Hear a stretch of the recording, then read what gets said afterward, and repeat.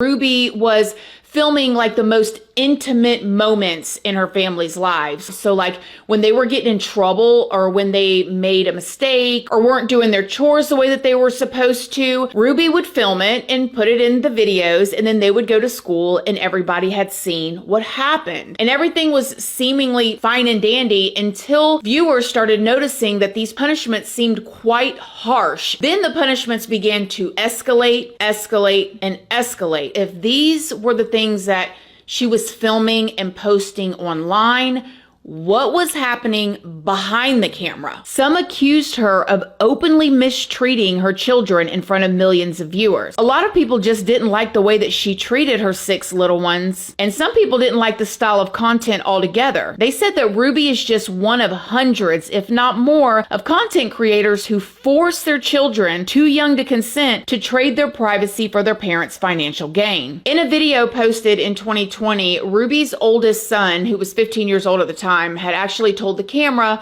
that he had to sleep in a beanbag chair for 7 months. But then when you see this situation here, where Ruby's 6-year-old daughter forgot to pack her own lunch. Just got a text message from Eve's teacher, and she said that Eve did not pack a lunch today, and can I bring a lunch over to the school? This happens quite often when you're raising children, because I know that her teacher is uncomfortable with her being hungry and not having a lunch, and it would ease her discomfort if I came to the school with a lunch. But I responded and just said Eve is responsible for making her lunches in the morning, and she actually told me she did pack a lunch. So the natural outcome is she's just going to need to be hungry.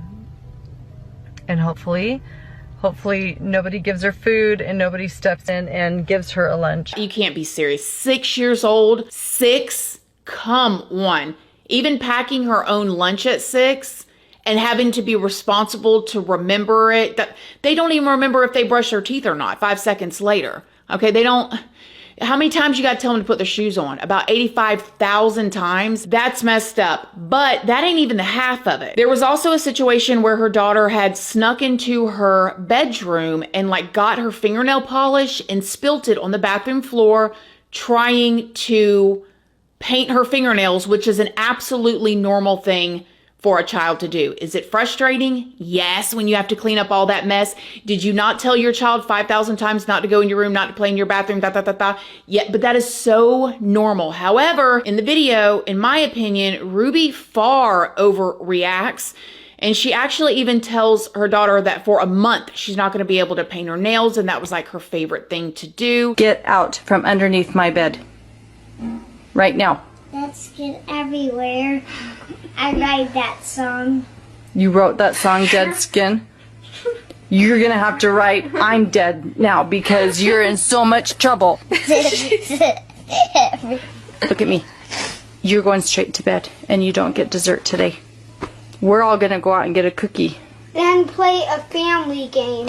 Eve, you cannot be in my room and do that. We had family dinner and I was looking for Eve, and I was like, why isn't Eve at the dinner table yet? She usually comes to dinner as soon as I call her. And then I go looking outside. We've been looking for 30 straight minutes for her, and I was starting to get worried. And I was like, okay, we're gonna start calling around in the neighborhood, and if I can't find Eve in the next 20 minutes, I'm calling the police. And then I found this. You only got a little gist of it on camera. All of the discipline takes place off camera. But one of the consequences is she will not be getting her nails painted for a solid month. And that's like her favorite thing, is to have me do her nails. Now, around the time that Ruby stopped posting on 8 Passengers, she started appearing on a different YouTube channel called Connections Classroom. The woman, Jody Hildebrandt, who come up with this company, Connections Classrooms, is a therapist who allegedly had her license suspended in 2012 after she disclosed a patient's porno addictions to the Mormon Church. Now, Ruby and Jody were regularly and very recently posting videos and podcasts together together where they discussed their shared values and beliefs on topics like blame, control, and denial, with the occasional discussions about their family life. And it is alleged that they had people like paying monthly in order to be a part of this Connections Classrooms counseling, and they were racking in like $30,000 and up a month doing this. However, all of this came crashing down for Jodi and Ruby on August 30th of this year, when they were arrested. According to the arrest affidavit, at 10:50 a.m. on August 30th, Ruby's 12-year-old son climbed out of a window at Jodi's house in Ivins, Utah, and ran to a neighbor's home asking for food and water. The neighbor, who opened up the door and saw Ruby's 12-year-old son standing there looking very unhealthy, called 911. That is so sad to hear. You can hear him trying to keep it together and trying not to cry. What he saw was obviously very disturbing. Nevertheless, the police and paramedics did arrive and they transported the 12-year-old to the hospital. After this, they went over to Jodi's home and they searched the home. Now, when they searched the home, this is when they found Ruby's 10-year-old daughter, which was the youngest, the one who years ago had left her lunchbox and Ruby refused to bring her lunch to school, and the whole teddy bear and the fingernail polish and all of that.